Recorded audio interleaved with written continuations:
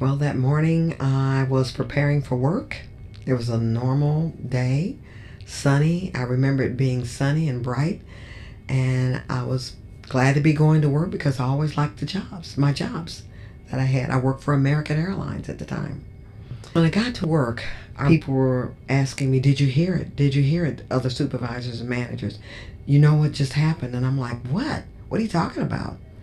And they said, "We've been hit." That was American Airlines Flight 11. And as I thought about that, I thought, oh my gosh, we've been attacked and we don't even know it. I can't believe this is happening in America. And before I could grasp hold of that, we were notified that another that was another flight, Flight 77, had been hit as well. In fact, this flight had been hijacked and flown into the west side of the Pentagon. And I thought, the Pentagon? Both flights were headed toward Los Angeles.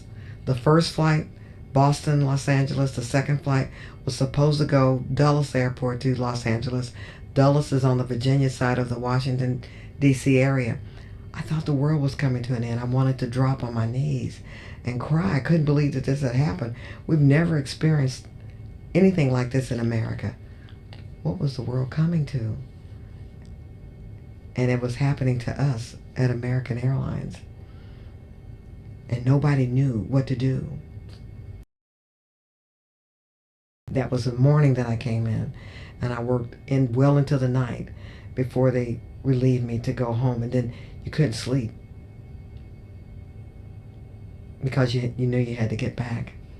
And there were people immediately calling in, trying to find out what had happened to the planes, the public, but more importantly, the family of the people who were on those planes. It was not a good day in America. And I still get chills thinking about it. Your stomach churns, tears come forward, and you think about the people, all the lives that were lost. 9/11.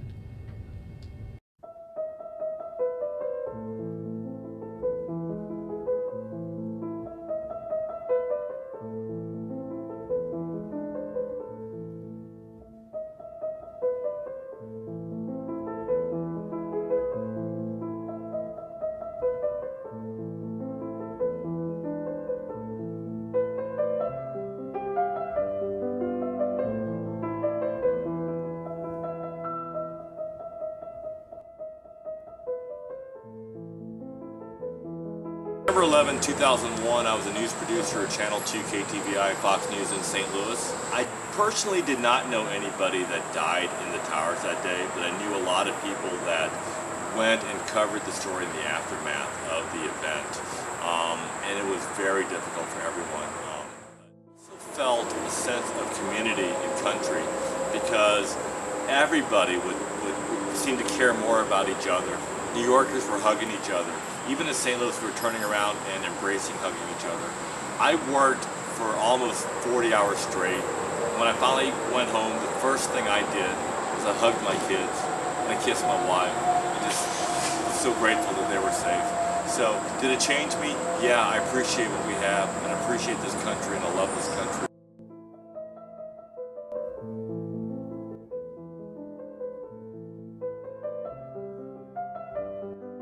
I hope that we can, as a country, remain patriotic and supportive of each other and supportive of the efforts and the troops that we have that still protect and fight for our freedoms.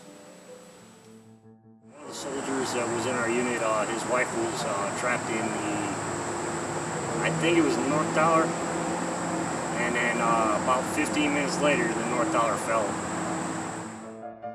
I did a total 18 years. They had us on lockdown, so they put us on what they call a media blackout, so we weren't able to know what was going on. My brother, he lived up in Manhattan Island, and he was that kind of kid that never late to work, never late to school, always on time, and the first time in his entire life that he was late for work was on September 11th. You know, so we were able to get a hold of him for 3-4 days, And they finally called my family and said, hey, I'm okay, everything's fine. You know, so that was a rough 4 days, wondering if my brother was alive or dead. I was horrified, and I couldn't imagine how this could have happened. And I thought about what must have been going on in the heads and the minds of those people who were on the plane or on the building. While I was driving by the airport, St. Louis Airport, I saw that there was no movement. There were planes lined up on the runway that were just sitting. That's when it became real. That something was really, really going on, and we wouldn't be the same. Flag means freedom to me. Biggest thing about the flag is what most of us are fighting for.